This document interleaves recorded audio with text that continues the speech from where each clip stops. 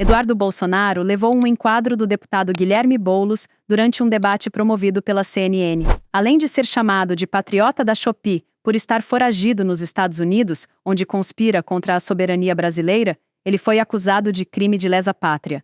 O debate começou lembrando a recente publicação de Trump, que declarou apoio a Jair Bolsonaro.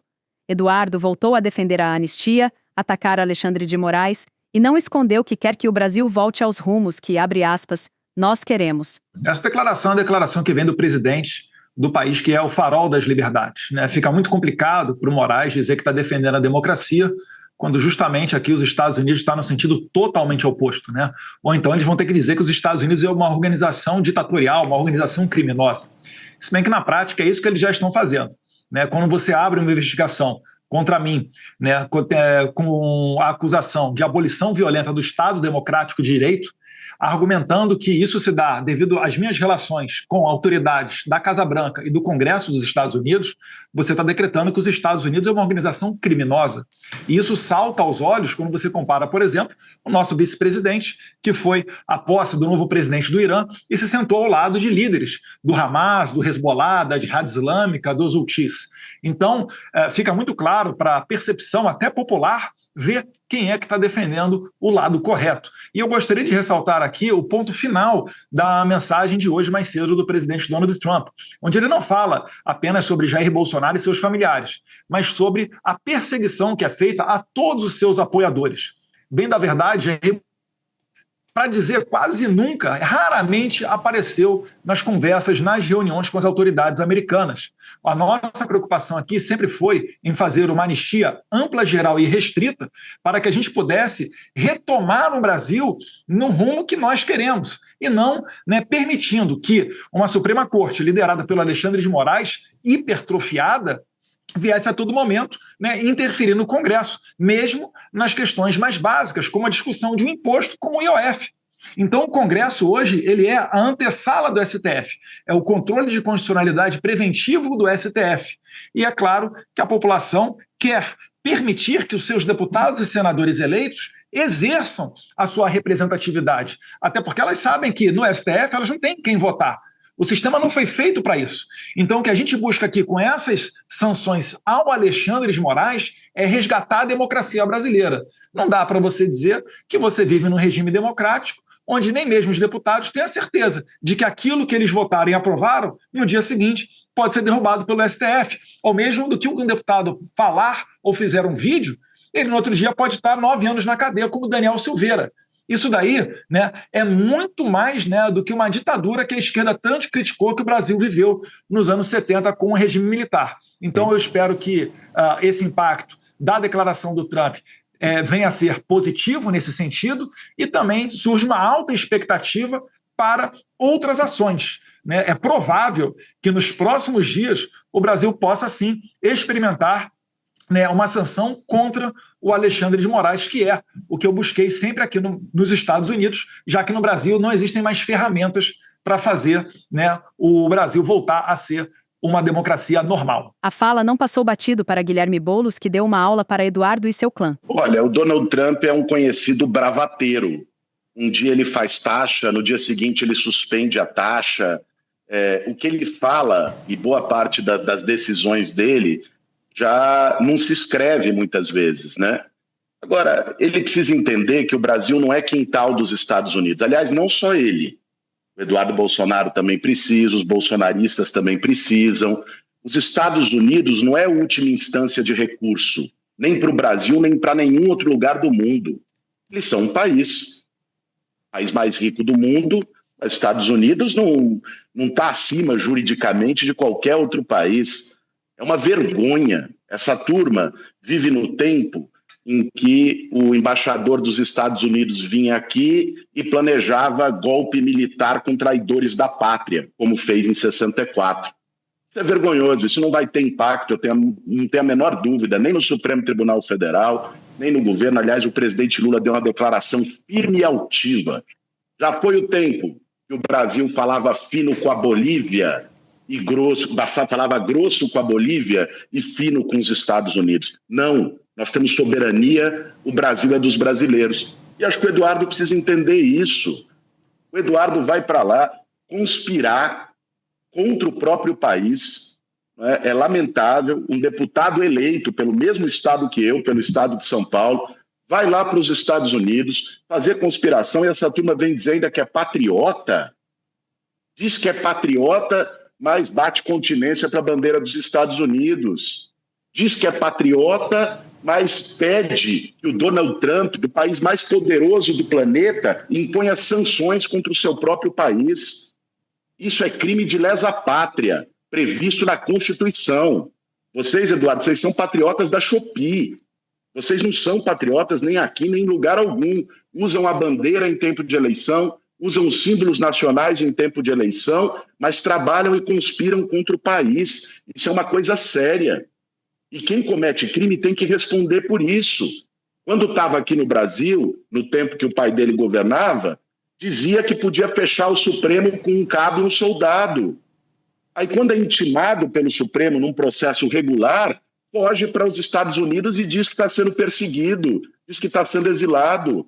As coisas não podem funcionar dessa forma. O Brasil não é uma república das bananas, é um país sério, soberano. Ok. E quem é eleito representante do povo tem que saber respeitar a pátria e respeitar o povo brasileiro. É isso que está em jogo, que nem o Donald Trump soube e, lamentavelmente, nenhum congressista eleito pelo estado de São Paulo está sabendo fazer. Questionados na sequência sobre se a fala de Trump poderia causar algum impacto no julgamento de Jair Bolsonaro, o próprio Eduardo entregou o pai. E tem como piorar? Bolsonaro já está condenado, a imprensa fala abertamente nisso. Eduardo ainda distorceu alguns fatos sobre o IOF e Boulos retrucou colocando o parlamentar de extrema-direita contra a parede. Eu acho que o Eduardo Bolsonaro, como ele está já há algum tempo de férias na Disney, eu acho que ele está mal informado sobre o que está acontecendo aqui no Brasil. Então é importante informá-lo. Né? Primeiro, a respeito do IOF, aliás, como os bolsonaristas sempre fazem, eu, diferente dele, que quando tem o primeiro estalo, pega o aviãozinho e vai embora, eu vou debater na rua com as pessoas. E fiz um debate na rua, um cidadão bolsonarista, mas até respeitoso, né, fez um questionamento do IOF, eu respondi, aí os bolsonaristas cortam só o questionamento e ele chama de sabão. Esse é o método. É método, viu, gente? Não é desinformação. É método. É assim que eles fazem.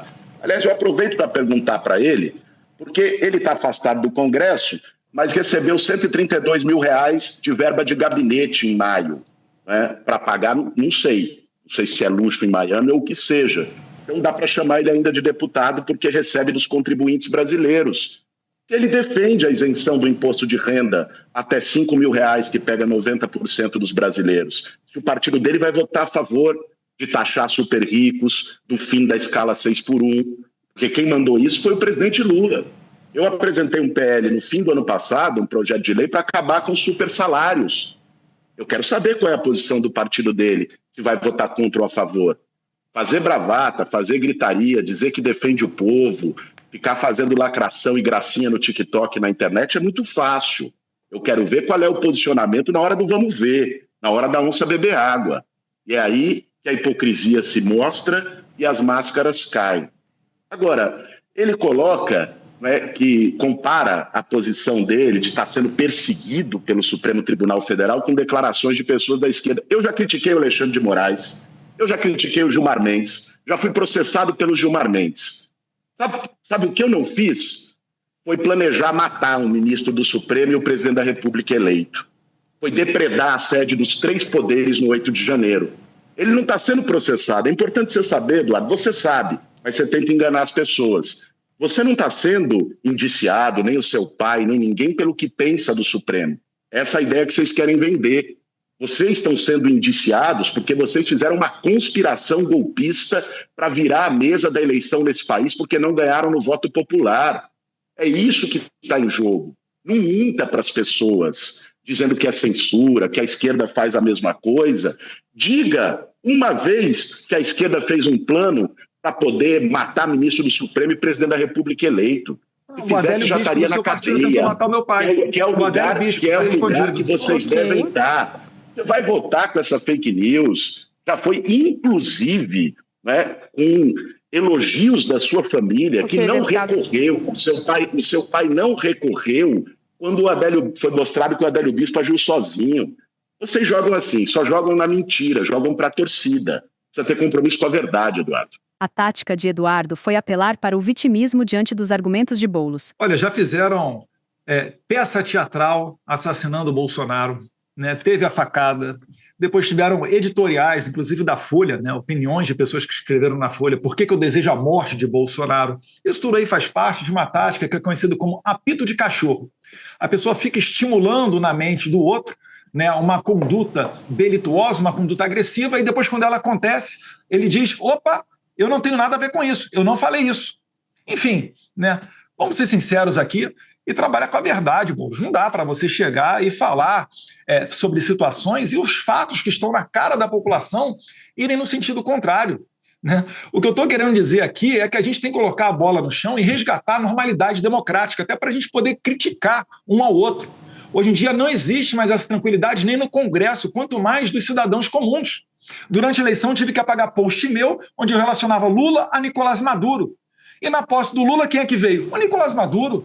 Será que essa é uma eleição que foi tranquila, que foi uma eleição normal? Bolsonaro não podia fazer live a partir da sua casa? Por que houve um trabalho ostensivo do TSE para não permitir o voto impresso aprovado pelo Congresso Nacional? A quem perde e quem ganha com a comprovação do voto onde você bota numa urna?